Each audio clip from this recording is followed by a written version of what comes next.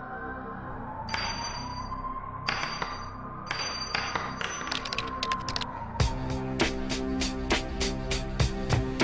and welcome to the Faith and Firearms Project. My name is Michael Chan.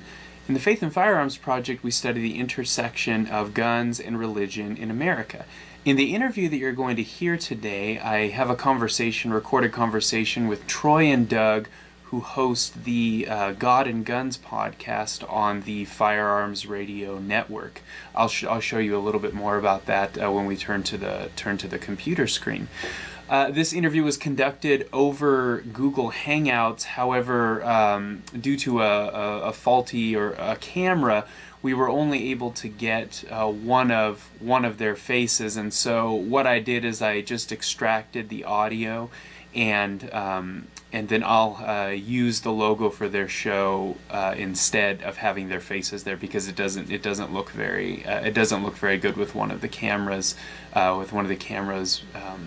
malfunctioning. And so before we turn to the actual interview, I want to show you how to access their material and show you how you can gain access not only to their show but to some other shows within the Firearms Radio Network. So let's turn now to the internet, and I'll show you where to find information on these guys. What you're looking at here is the website firearmsradio.tv, and what this website is a kind of homepage for a significant number of podcasts, all of which are, as it says on the top, on-demand pro-gun talk radio. That's how they describe the site itself. And you will find podcasts on a whole host of different topics, as you can see here. If someone is interested in researching or looking into gun culture in America, the firearmsradio.tv is actually a really good gateway into that kind of question. In part because what one quickly realizes is that there really is no such thing as a single gun culture within America. In fact, there are many subcultures that might come underneath the general term of firearms enthusiasm. And so, as you can see here, you have everything from the God and Guns podcast, which is what we'll look at, to a competitive rifle, a podcast devoted solely to the AR-15, Guns and Gear, Gun Girl Radio, the Guns of Hollywood, off-road podcast, handgun radio, practically tactical, precision rifle, and a whole host of others. Some of these feature political issues. Some of them are more kind of gear-based, or are following particular shooting trends or particular sporting trends within the firearms world. But like I said, if someone's interested in studying gun culture, the Firearms Radio Network is one of the best places to start. At least if one wants to get some idea of the different subcultures that fall underneath the category of firearms enthusiasm. And so let's click actually on the God and Guns podcast so I can show you their website. This is the God and Guns website on the Firearms Radio Network, and you can see here the titles that they have for individual podcasts. These guys post basically on a weekly basis, and you can just click on one of these links. So for instance, this one on church safety and security, you could click on that and then simply click the play button or click download. And so it's relatively easy to access those podcasts. They also have two other interesting features here on the website. That I'm showing you these things because we don't necessarily talk about them on the interview, so I just want you to have some idea of how these two represent themselves. So in their statement of faith, we believe there's one God who is the creator and sustainer of life. We believe that we as humans are naturally sinful and require atonement for our sins, which is where Christ comes in. We believe that Jesus Christ is the Son of God and was sent here to die and take the punishment that we deserve. He was raised up again by his Father in heaven. We also believe that Jesus Christ is the only way to God, and that can be achieved only by putting your faith in him and making him the Lord of your life. So that's the statement of faith that they give. And then they also have some bio, just some really short biographical information. You see their picture, Troy, where he gives a little bit of information about his current life, and then his upbringing, and especially his upbringing with respect to guns. And then Doug is the same way. So those are just some. That's just a bit of information from their own website, how they represent themselves, and some of the foci that from the podcast. What I want to do now is turn to the interview by way of reminder. This will be audio only. There were some problems with one of the video feeds, and so. Please keep that in mind. I apologize the video wasn't of a higher quality. As always, I welcome your comments on this video. Please keep them both respectful and comments or critiques that you might want to offer. Make sure that whatever those comments are, that they're evidence-based. And we can talk about evidence in really broad terms, but we want to keep the conversation civil, and also we want to keep it grounded in sources. So keep those things in mind as you watch and as you consider responding. If you know of other people whom you think I should be interviewing, or other books I should be reading, or conferences or events I should be attending, please send me an email to faithandfirearms007@gmail.com. Enjoy the interview. Thank you.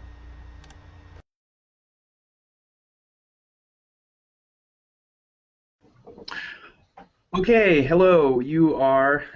We're here actually on an interview with Doug and Troy from God and Guns podcast. Thank you, gentlemen, for joining me. Thank you. Glad to be here. Yeah, we're going to talk a bit today about the show itself, and in particular about your own kind of personal sense of what the relationship is between faith and firearms. And so some of the questions I'll ask are going to kind of, as I said, deal with the show in particular, but then I'm also kind of really interested in your own personal take on these matters. And yeah, I think it should make for a lively discussion today. Would you guys just tell us a little bit about the podcast God and Guns? Tell us kind of what it is, what you hope to accomplish through it, and maybe a bit of the history as well, because I understand that you guys aren't the first ones to pilot this ship. Sure. God and Guns podcast started as a show for Mike Emert and Zach McMillan were the original hosts. It was started on the Firearms Radio Network, which it still resides. They're a couple buddies that from Georgia, and Mike's a transplant now to Illinois, Kentucky coming out of me, Illinois. He started the show, and they ran it for about 6 months or so, and Zach had a lot of demands of his time with a new child and his business. He had to travel quite a bit, and they did a great job getting the show up off the ground and going. And Mike carried on, brought me on as sort of like a third cog, and worked in for a few shows with Zach, and then Zach just had too many other things going on, so he pulled out. So it was just me and Mike for about 6 weeks or so, 8 weeks, and then he got offered a position as the editor of the Firearms Radio Network. New opportunity for him, and they needed someone for that position, so he moved into that position. I took over as solo host for about 4 months, and then around the holidays this time last year, I was traveling down to see my parents, stopped in to see Doug, and asked him, "Hey, you're a big hunter, and you go hunting and fishing and doing a lot of things that I'm more of the long range shooter and more of the, I guess you would call me a handgunner. I do a lot of concealed carry class training, things like that. I teach concealed carry in Kentucky, and so I needed a more rounded, person on the show for the hunting aspect, because I don't hunt as much as Doug does." And invited him on, and he came on, and then we just, sort of worked our way through it. Neither one of us have a background in media, if you asked me, 2 years ago, would you ever do a radio show, I would laugh in your face. It's not. It's just through a series of events that God put me into the show. And then, just through our friendship, I brought Doug on the show, and by the grace of God, we throw it together every week. And for some reason, a lot of people are listening. So that's the history, genesis of the show, and bringing us up to now. As far as where we want to go with the show, I see it as a ministry. I mean, we don't make anything. I've not made a dime yet off the show. Yeah. We're just now starting to go out and solicit some sponsorships, things like that. But for me, I think God used it in my life, and this is just my own saying here, but I think God used it in my own life to give me the confidence to get up and speak more publicly. I mean, I've been a teacher for a long time in Sunday school and small groups, but as far as having confidence of speaking in front of crowds and things like that, it's really bolstered that. I don't think I have a voice for radio or a face, so it's just it's just a thing that God moved me in this direction. People seem to enjoy it, and I don't mind doing it. It's just sort of a labor I give to God, and ask Him to bless it, and ask Him to guide me, and ask Him to keep me from stepping on my own tongue, kind of thing, and try to be, as I've said many times on the show, I want to honor God above everything. So at any point, or if I'm taking the show in a direction where I don't feel like I'm honoring God, I don't want to be a part of it anymore. And so I want to stay as true to the gospel, stay as true to the scriptures as I can. And I'm not a seminary student per se. I've started taking some seminary online classes, things like that, and started reading some seminary level books. But as far as being seminary trained, am I a preacher? No. I've not been called to preach. I haven't felt that calling Yet. You and my wife, but it's just a matter of that. It's a good outreach, I think, for we have a lot of people that used to be believers, growing up and sort of left, and now they find themselves listening to podcasts, and it seems like it draws people back to putting God back into their life in whatever shape or form that is. A lot of our listeners will say, "Hey, you're our devotional," and although that's very nice to hear, in another way it scares me, because I don't want me to be the only way they get scripture in. We're not that deep. You need to be plugging yourself into the scriptures. So I'm sort of rambling on here on your question, but let me tie that up. And Doug, you jump in here and. Yeah, like Troy was saying, he came through it's almost right a year ago now, and asked me, said, "Hey man," he said, "you want to be on the show?" And he started telling me a little bit about it. He'd like to have you on as a guest, and you can do a little talking about hunting, and we'll talk about the old days, because Troy and I, we grew up, and went to church in Kentucky together, and we're friends, and used to shoot together and coon hunt, and you name it. So I came on the show one night, and we did it, and a week or so later, Troy called me back. He said, "Hey, that went pretty good, and we had some good feedback." He said, "You want to come on again?" So I did it again. Next thing you know, he's like, "Hey, you want to be the co-host?" I was like, "Sure." And like Troy, I was saved when I was 9 years old, so my dad was a deacon, so I've been brought up in the church atmosphere, and like everybody, I've slipped from time to time, and kind of fell away from church and back in, and when Troy approached me with this, doing the podcast with him, I was at a spot where I had kind of quit going to church. Always a believer. I always pray, talk to God, and do my Bible time and stuff. But I don't know. I think he's talking about it's a God sent thing, and I think it was for me, because it got me back into where I needed to be, and so it's benefited both of us. And God, he like we always say on the show, he uses two old country boys, for whatever his will is. Do the two of you belong to a particular denomination, or what is your church affiliation, I guess, is another way of asking that?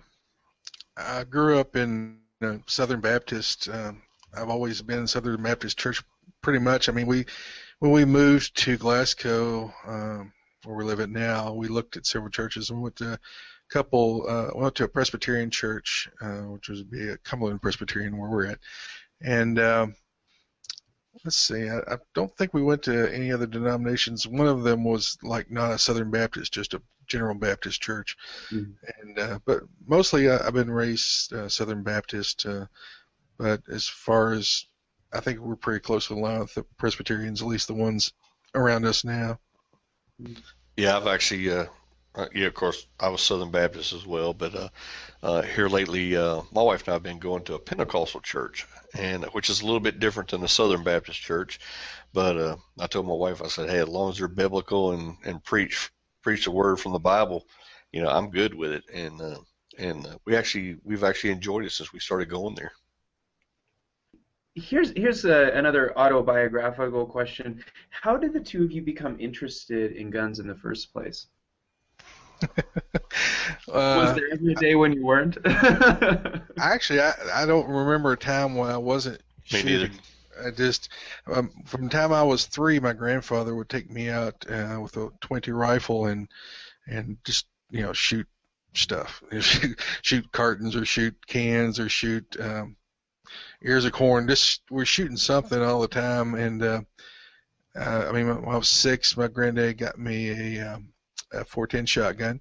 And then when I was 7, they got me a .22 rifle.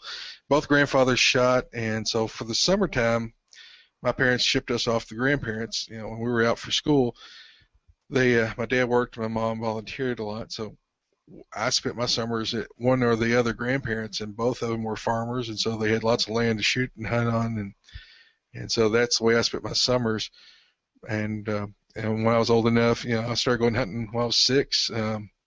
I would shoot setting rabbits, or I go pick up birds if we're bird hunting until I could pack a shotgun that would take a bird down. And then I just farmed and hunted a lot. I grew up, I mean, where we lived at, groundhogs were always a problem. Groundhogs, they burrow in the ground, and if you have cattle, we had cattle farms, and so there's a hole and the cow sticks its leg in, it can break its leg, cause it to go lame. So, farmers are always willing to let you go shoot the groundhogs. They're varmints until the coyotes came in. Then we got to shoot coyotes. but there weren't any coyotes until, I guess it was about 84, 85 that the Ohio River froze over. It got so cold the Ohio River froze over, and there was video of coyotes running across the frozen river and across the Mississippi too.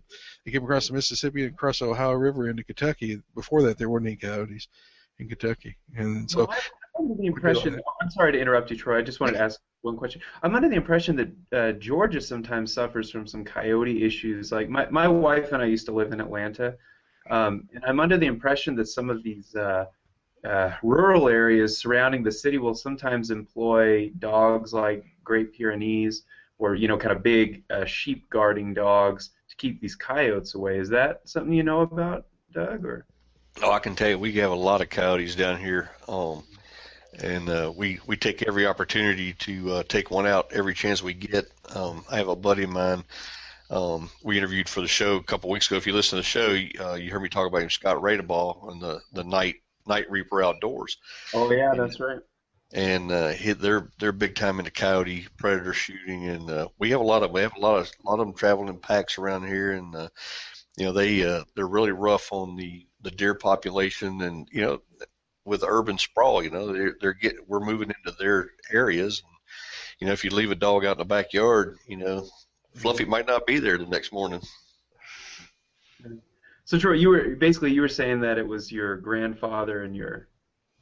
Yeah, my father was a shooter too, still to this day. But I mean, he was 40 hour a week, 50 weeks a year.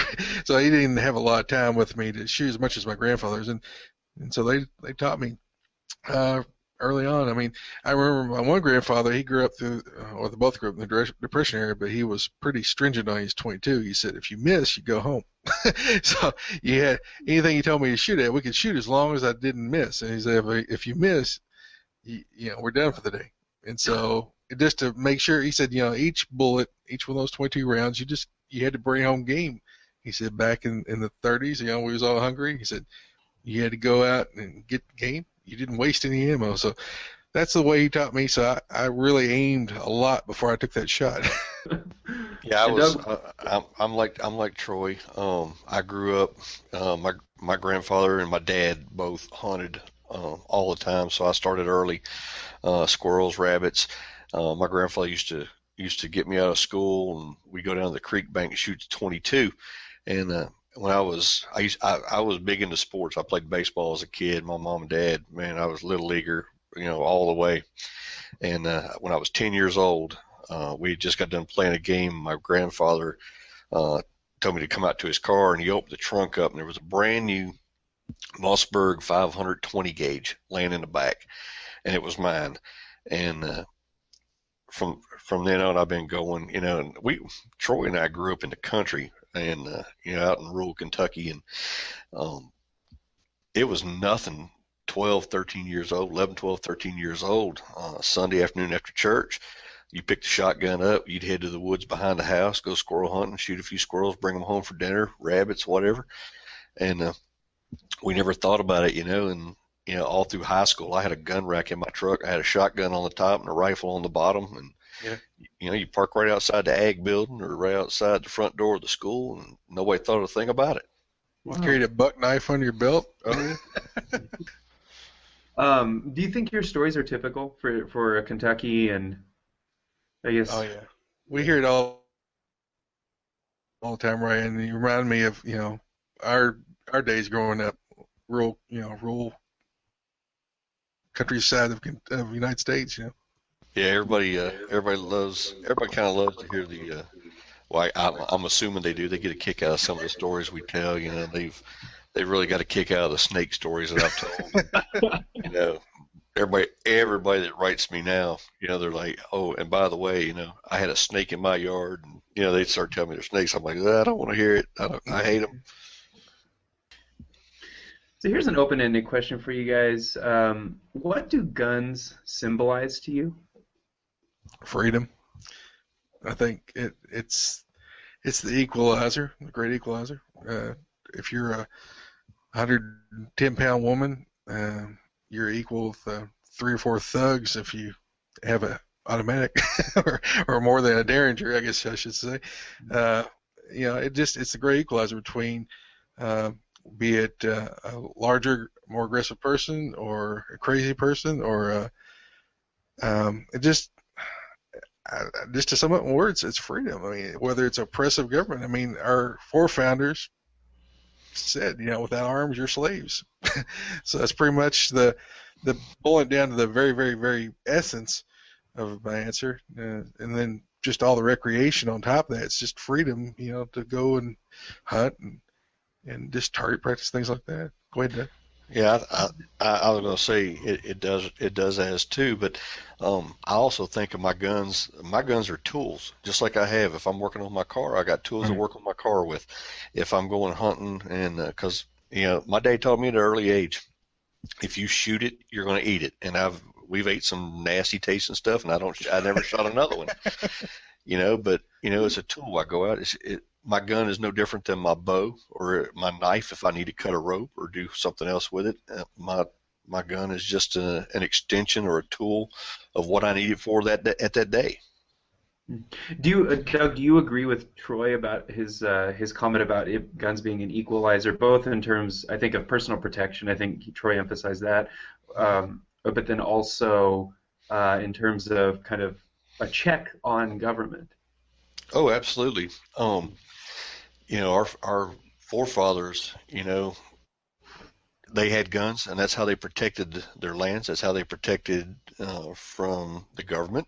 That's how they protected themselves from England when it was time. And I get so sick of seeing people come on TV and they start talking about guns. Well, your Second Amendment right doesn't include an AR-15. Well, why does it not? Back in the day, the British had muskets. We had muskets. Now the government has ARs, AKs. We have ARs, AKs. Well, they also had cannon. I mean, I can't afford a cannon. Well, but as a community, they could afford a cannon. I mean, because what it was the redcoats were coming for their cannon and ball. They weren't coming for their muskets, because their muskets they hunted with. They wouldn't take their muskets from. They were coming for their powder stores and their cannon, and that's what they went. They went and took those and hid them in the fields and plowed them, put them in plow rows and covered them up so they wouldn't find them. So, when people say, well, yeah, you can have a musket, well, we need a cannon too to go with that musket, because that's what they had. Now, no individuals didn't own the cannon, but communities did. So the communities own them, and that's where you get, you hear the militia. And the militia is the local group of people that, pulled together to defend themselves against whether it was the Indians or, in that case, the redcoats. I don't know your area of the country that well, but is the militia movement kind of active in that area? See, I've lived in Georgia and Arizona, and currently I live in Minnesota. And in Arizona, the militia is probably more active than in other places, and has been kind of, not inflamed is the right word, but it has grown in its publicity because of the border issues. Right. As far as the organized militia in Kentucky, I'm not aware of them personally, but if people want to get together and form a militia, they have the right, as far as I'm concerned, as long as they're not actively going after the government, trying to overthrow it or anything. But as far as being able to have a group of citizens together that practice in their firearms and be able to defend themselves, I don't see a problem with that, if they're defending their community. But I don't personally know. I mean, I belong to Oath Keepers, which I guess you would consider. Sure. Oh, yeah. But as far as it being organized in our state, it's just getting its footing. But I think everybody ought to be a member of all the Americans, that it's not individual groups of militia. I think every individual American male, at least, needs to be able to be proficient in firearms to defend their community against unrest. I don't think there's anything. I think that's where it was expected by the founding fathers. Now, at Georgia, I'm like Troy. I haven't really seen it down here, but one thing I was going to say was, depending on who you're talking to and what media outlet is talking, me and Troy and Sean out exercising our Second Amendment right today and shooting up on the gun range, somebody would put the spin on that and say, oh, these guys are, they're just bloodthirsty out, just shooting guns. Oh, they're a militia. Gotta be.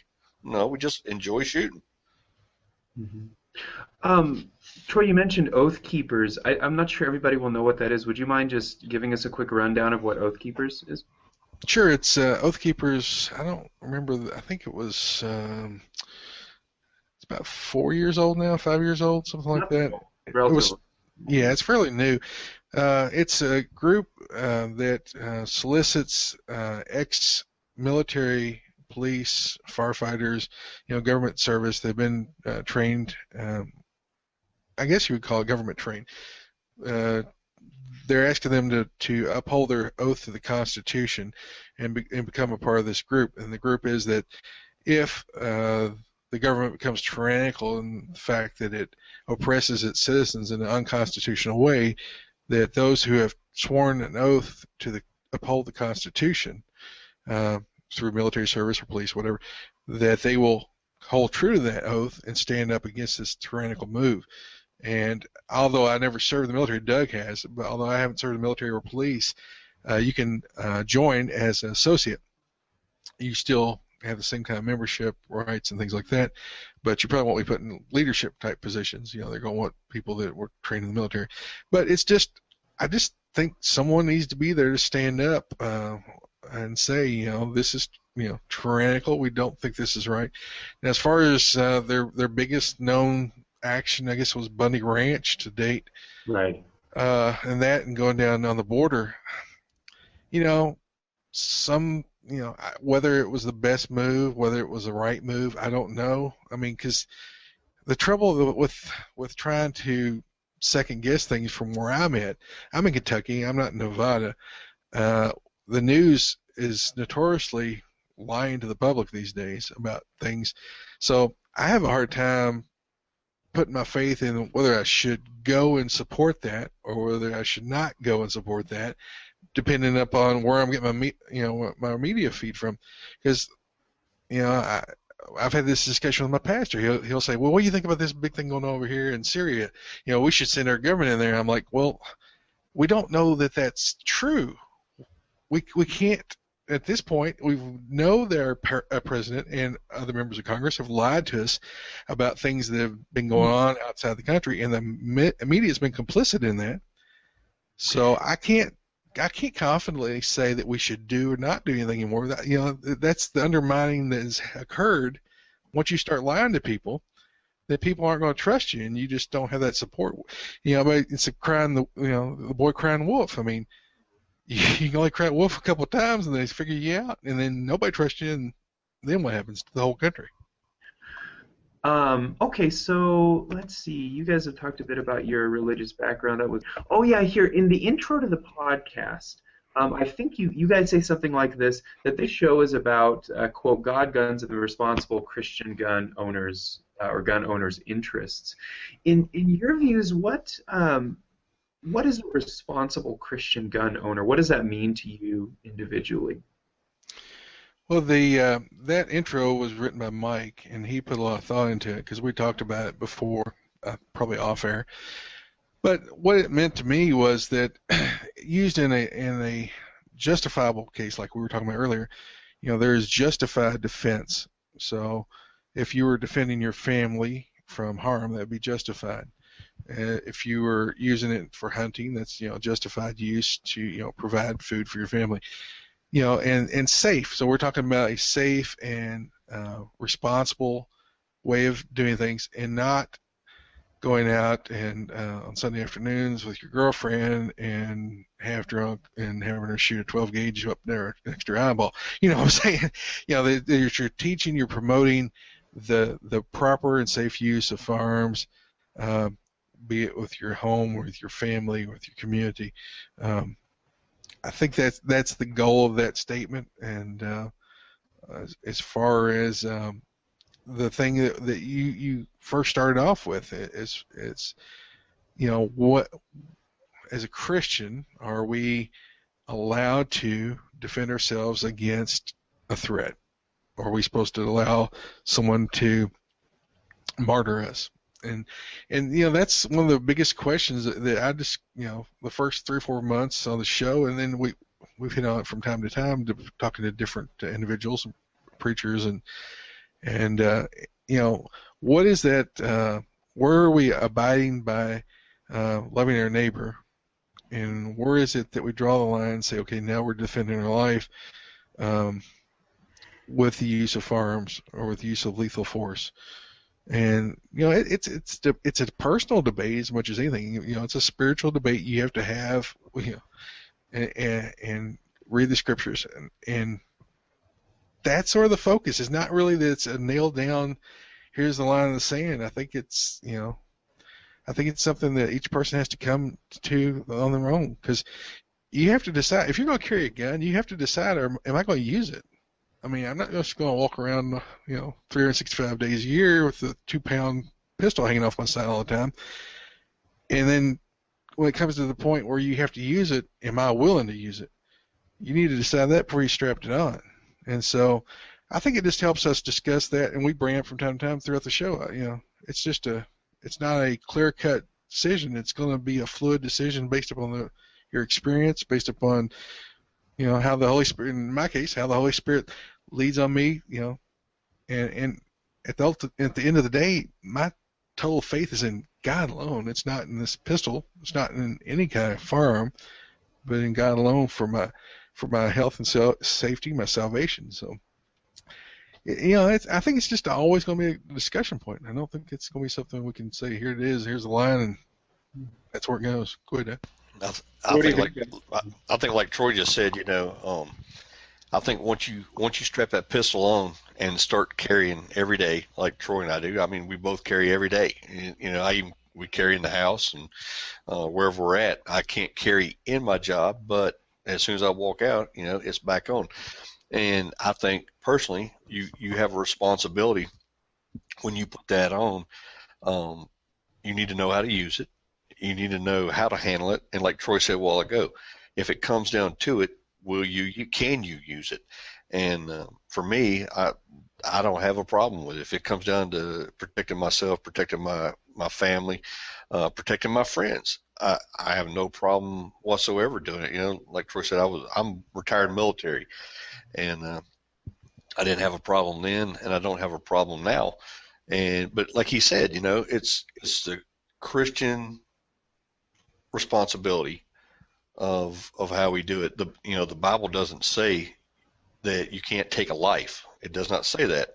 It says don't murder. So to me, responsible Christian gun ownership is I carry a gun. I don't carry it to go rob somebody. I don't carry it to shoot somebody just for the fun of it, run down the street like some of these people you see on the news, you know, because it's entertaining. That's not what it's about for us. But for me, it's just protecting my way of life, my family, and friends if need be.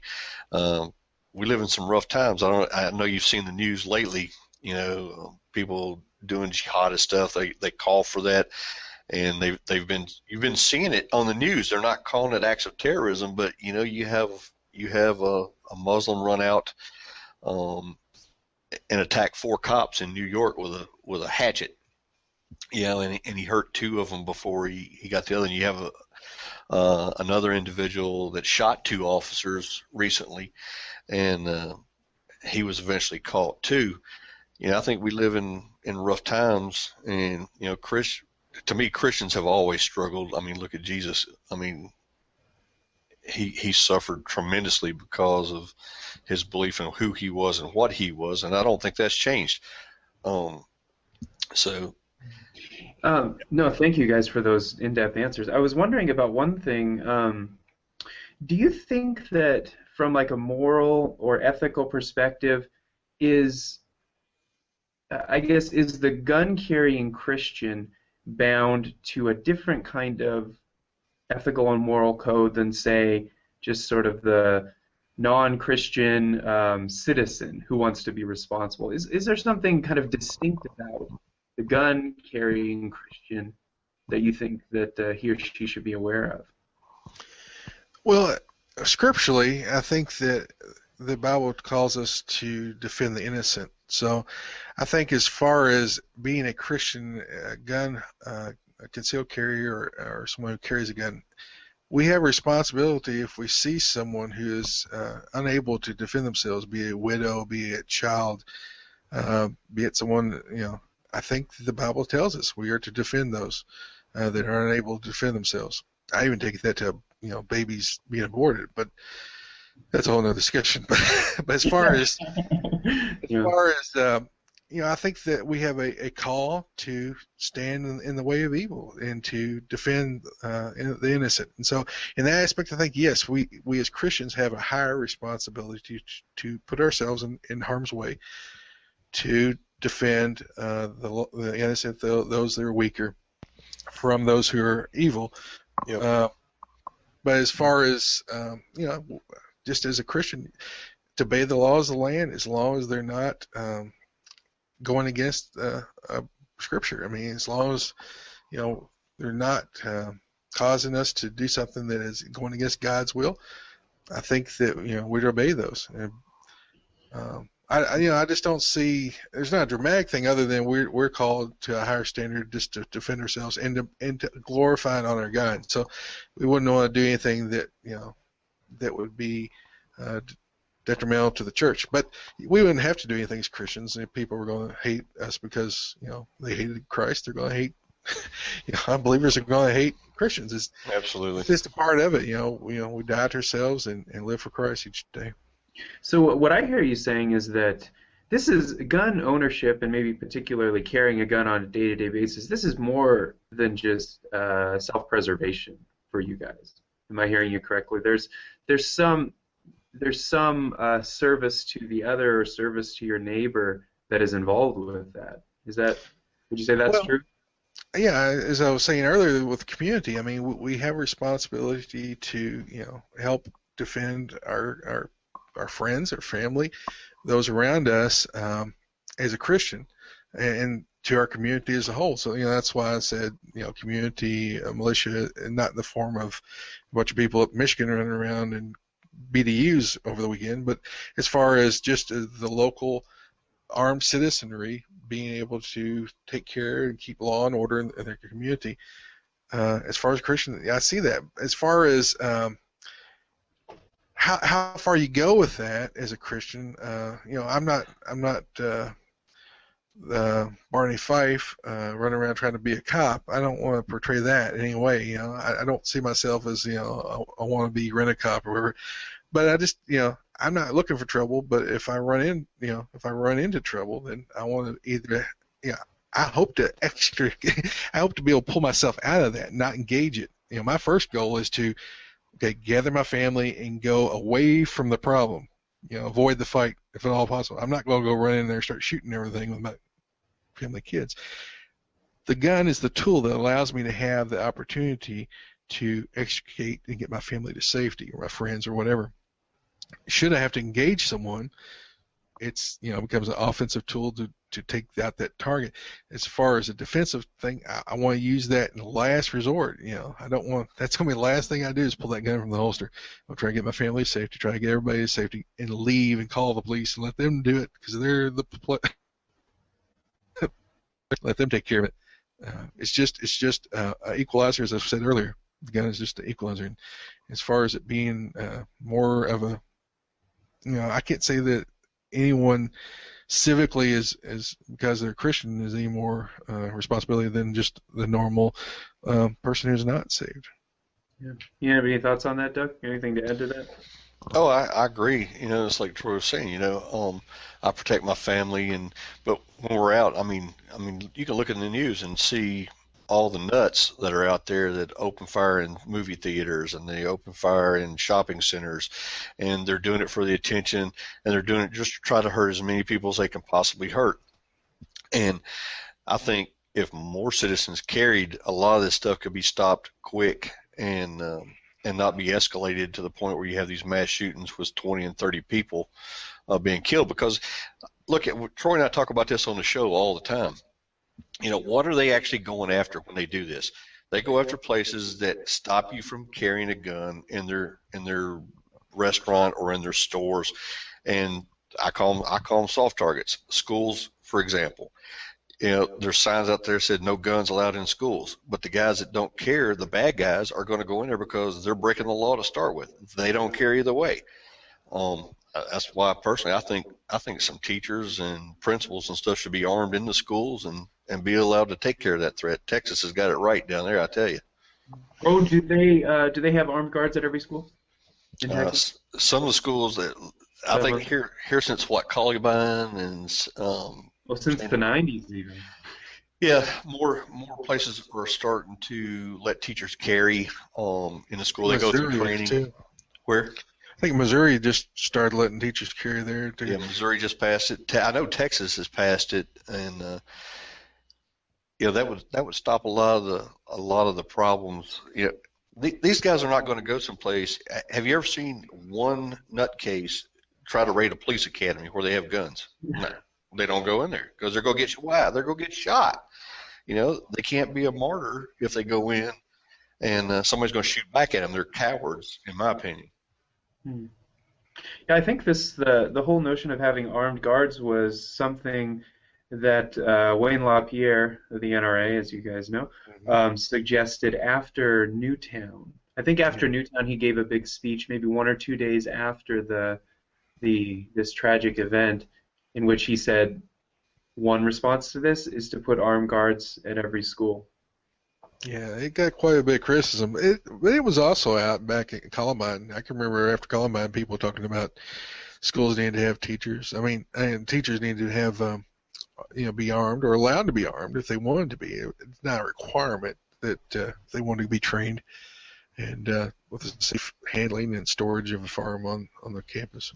They just, Georgia just this past year just passed a law about pretty much you can carry anywhere, and the media made it out to sound like oh man, Georgia, everybody can carry a gun in Georgia now anywhere you go, and they made it sound like it's just going to be a bloodbath in the state of Georgia, and it's not.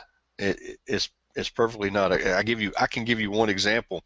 We had a couple recently. I live in Warner Robins. Macon is right next to us. Oh, There was a couple came in from California, coming across the country, came into Macon, and they stopped at a GameStop, went inside, and was robbing the place, robbing the people inside the store at gunpoint, threatened to shoot.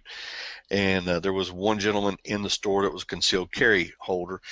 So when they ran outside the store, he followed them out, was going to try to get a license plate number, and the guy saw him follow him out of the store, pulled a gun on him. So the guy from Georgia pulled his gun and was able to shoot the tire out on the car, and the guy swerved and wound up in a ditch, and he was able to hold him at gunpoint until the police came.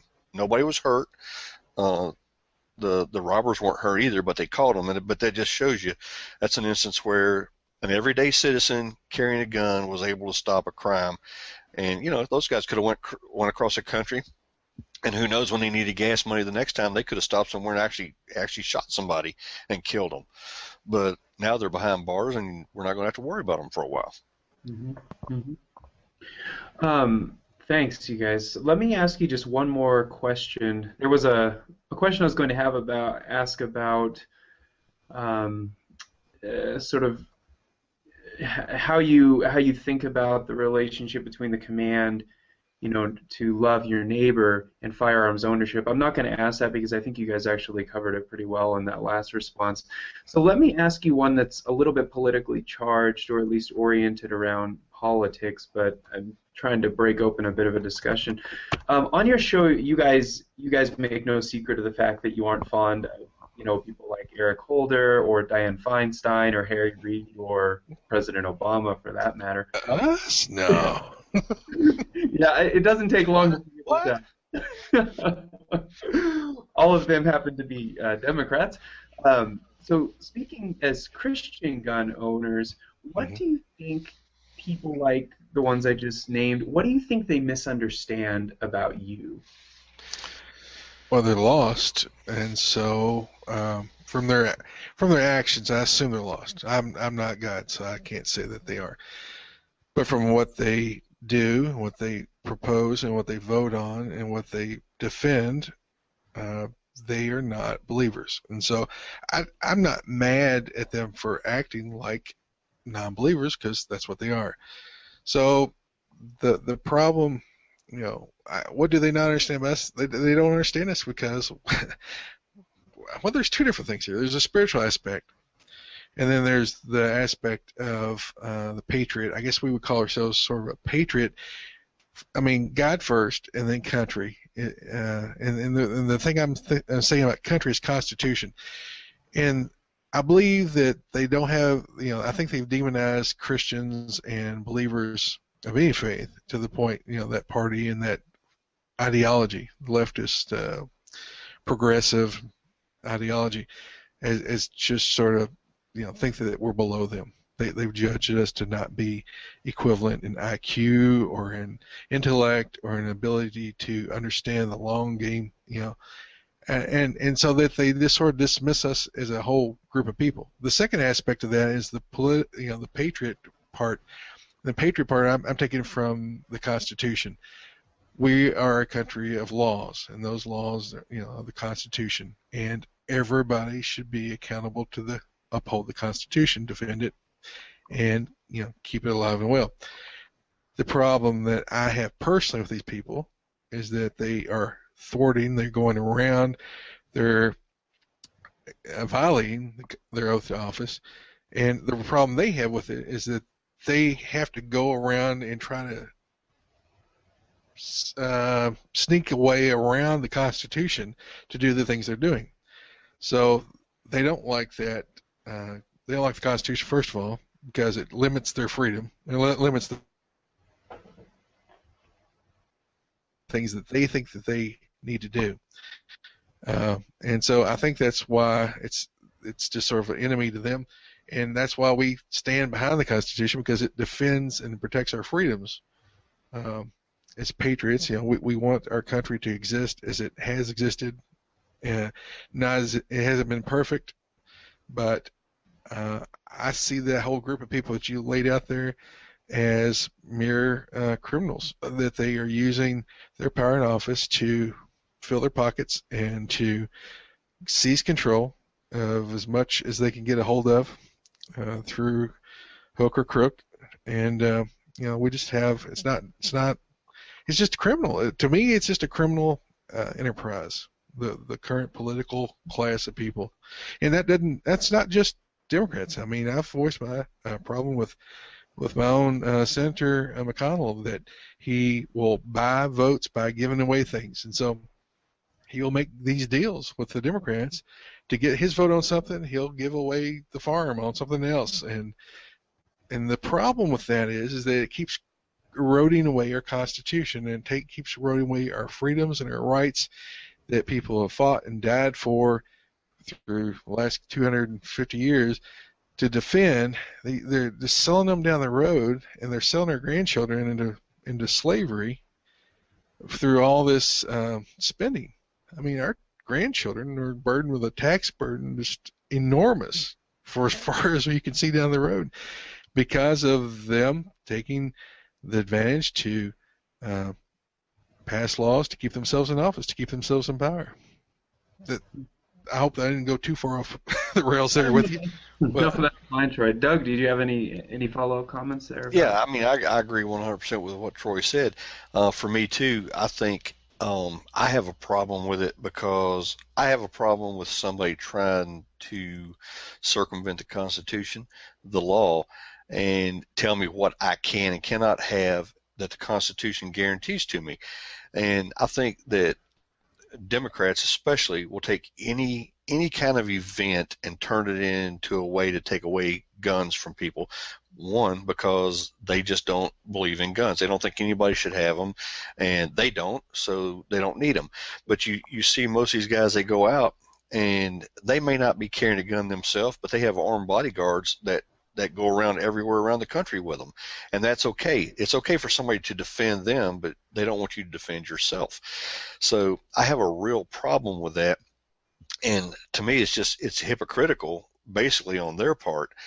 And they just, I don't know, I just get irritated when I see a tragic event. People have been killing people in this world since the beginning of time. Adam and Eve, Cain and Abel, and they're going to use anything they can possibly use. Look up in Boston during the Boston Marathon. How many people got killed or maimed because two idiots built a pressure cooker bomb? Well, they didn't outlaw pressure cookers, and they didn't go after pressure cooker manufacturers, because that's what they use as a tool. Like I said earlier, my gun is a tool to me. It is no different, than anything else that they use, a knife. I think it's really funny that, and Troy and I always talk about this, and I give the media a really hard time because I just really don't like them. Because they get on there and they will spin anything. Oh, there was a man shot today at a 7-Eleven, and they'll throw a picture of an AR-15 up. Okay, he might have got shot with a BB gun, but it's an AR-15. It's a black gun. It's one of those black guns, So, the people are just intimidated with the way things look. There's no difference in my AR-15 than there is in my Ruger 10/22 that I go out and shoot squirrels with. They're both semi-automatic rifles, and they both have a purpose. They're just like the tool. There's no difference to me, and I just get irritated watching politicians. I get irritated watching politicians get on TV. I don't know if you saw recently. There's I think she was a congressman out in Colorado doing an interview, and she was talking about magazines. She said, and she held one up. She said, "This is a 30-round magazine, and we're trying to ban 30-round magazines because there's just so many of them, and then as they shoot them up, they can't get more. So eventually they're going to run out." She didn't even have a clue what she was talking about. She's talking about ammo and not the magazine, but she thinks the magazine is what is the consumable part. So when you shoot up a 30-round magazine, you can't get another one.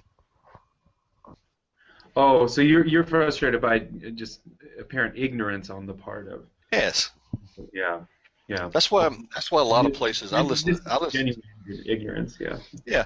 I listen to several other podcasts and stuff, and because I like firearms, and a couple of them have things where, if you find a liberal or Democrat or somebody that doesn't believe in guns, 9 times out of 10 they grew up in the city. They were their grandfather, like mine and Troy's, never took them out shooting. Those are the people I like to invite to the range. And it's like, hey, come on out shooting with me. And like, well, I can't go shoot a gun. I'm like, why not? Well, I don't have a gun. I'm like, well, I have several. Come on. And they'll go out, they'll spend a couple hours like Troy and I did today, just going out shooting targets and stuff, and you'd be amazed at the mindset of how their mindset changes after they've had the opportunity to do what we enjoy already, that we've been doing all of our lives. Once they get the opportunity, they're like, hey, these guys aren't bad. And that gun is just a tool, because I can tell you right now that people give politicians, everybody else, give guns a bad rap. You can see in my picture, I have a gun safe right behind me. Right. I got a lot of guns in my gun safe, and not one of them has ever jumped out of that gun safe by itself and started shooting, ever. We had a little bit of lag. Oh, did you? No, you're good. You're good. I can hear you. Yeah.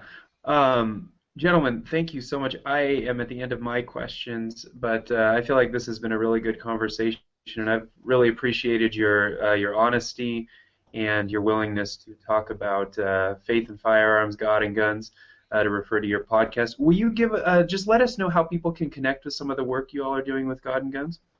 Sure, you can find us godandgunspodcast.com. It's their website. It has all of our shows archived there. Some of the shows are, I guess after about 40 shows or so, iTunes sort of rolls them off. So if you want to go back to the beginning and hear Mike and Zach shows, you can go to their website and see those. And then we're on Facebook under God and Guns Podcast, Instagram. We're trying to hit all the social media. But understand, we're not professionals, and we're just a couple country bumpkins out here that just doing what we can do. Exactly. So, and God and Guns podcast is also on the Firearms Radio Network. Is that right? Yes. Yeah, that's correct. They sponsor us and provide our bandwidth. Yeah, so we can host our shows and things. They've been great having us on since the beginning. Well, gentlemen, once again, thank you very much, and I will look forward to talking with you soon. All right, thanks a lot. Thank you. Appreciate it.